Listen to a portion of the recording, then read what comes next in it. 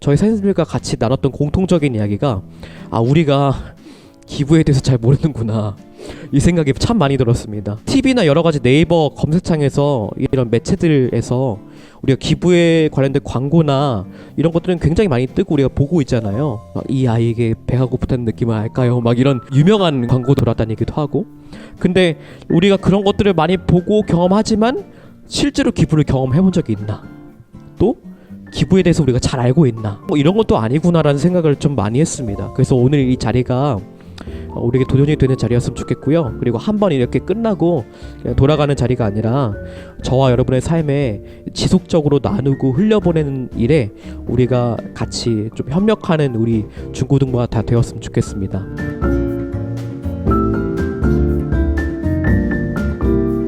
오늘 말씀에서 하나님은 이집트에서 나온 이스라엘 백성들에게 율법을 가르쳐 주세요. 율법은 뭐냐면 하나님의 백성들로서 어떻게 살아가야 되는지에 대한 방법을 가르쳐 주시거든요. 오늘 19장 말씀을 보면 쭉 이래요. 부모님을 공경하여라, 안식일을 지켜라, 우상에 의지하지 말라라, 도둑질하지 말아라, 이런 이야기를 쭉 하십니다. 이게 뭐예요? 뭔가 익숙하죠? 십계명에서 봤던 내용들 쭉 나열을 하세요. 근데 그러다가 뭔가 율법이라고 하기에는 좀 이해 안 되는 부분이 있어요. 좀 납득이 안 가는 부분이 있습니다. 오늘 말씀이 딱 그 말씀이에요. 오늘 말씀 9절에서 10절 말씀은 이렇게 이야기합니다. 밭에서 나는 곡식을 거두어들일 때는 밭 구석구석까지 다 거두어들여서는 안 된다. 거두어들인 다음에 떨어진 이삭을 주워서도 안 된다. 포도를 딸 때에도 모조리 따서는 안 된다. 포도밭에 떨어진 포도도 주워서는 안 된다.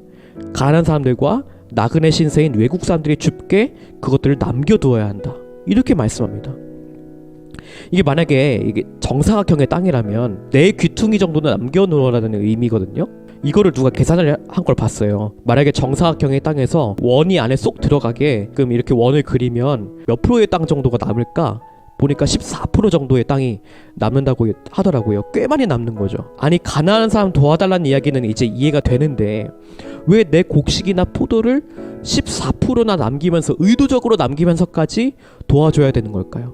그냥 이렇게 따다가 좀 남았으면 상관이 없는데 일부러 남겨놓으라고 하시잖아요. 왜 그렇게 하나님께서 말씀하실까요? 그 답을 레위기 19장 안에서 찾을 수가 있습니다. 오늘 말씀에서 읽지 않았지만 19장 34절에 이렇게 나와 있어요. 너희와 함께 사는 그 외국인 나그네를 너희의 본토인처럼 여기고 그를 너희의 몸과 같이 사랑하여라. 너희도 이집트 땅에 살 때에는 외국인 나그네 신사였다. 내가 주 너의 하나님이다. 이렇게 말씀합니다.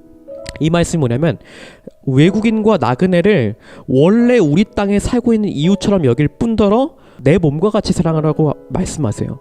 그 이유가 그 뒤에 나와 있습니다. 생각해봐. 너희도 이집트 땅에 살 때 그때 너희 변변한 땅이 있었니? 너희가 무슨 떵떵거리는 재산이 있었니? 너희는 이집트의 노예였고 이집트 사람 눈에 볼 때는 보잘것없는 외국인이었던 데다가 별 볼 일 없는 나그네였잖아. 그걸 기억해. 이걸 말씀하시는 거예요. 경험한 사람만 안다고 그 고통을 너희도 잘 알잖니? 그냥 지나치지 말고 너의 일이라고 생각하고 좀 도와줘. 이렇게 말씀하시는 거예요. 이게 첫 번째 이유입니다. 근데 또 하나의 이유가 있어요. 나그네와 같고 외국인과 같았던 그 이스라엘 백성들을 이끌어주신 분이 누구예요? 하나님이시죠. 하나님이 아니고서는 이 이스라엘 백성들을 설명할 수 있는 길이 없었어요. 늘 구름기둥과 불기둥을 인도해 주시고 갖고 나온 음식이 없는데 만나와 메추라기를 먹이시고 이게 다 누가 하신 일이에요? 하나님이 하신 일이거든요. 그러니까 그거 아니고서는 이스라엘 백성들이 하루라도 살 수 없는 사람들이었던 거예요. 이제 이 이스라엘 백성들은 이 말씀이 끝나고 하나님이 약속하신 가나안 땅에 들어가서 자신만의 땅을 가지고 이제 넉넉하게 살게 될 겁니다. 더 이상 만나와 메추라기도 먹을 이유가 없겠죠. 이제 떠도는 생활도 끝날 거예요. 근데 그렇게 왔다 갔다 힘들어하던 삶에서 구하신 분이 누구예요? 하나님이신 거예요. 자, 이스라엘 백성들이 밭 귀퉁이 4군데를 남길 때마다 뭘 떠올렸겠어요? 자신들이 나그네였었고 정처 없이 떠도는 사람들이었구나라는 거를 생각하면서 동시에 누굴 떠올렸을까요? 하나님을 떠올린 거예요.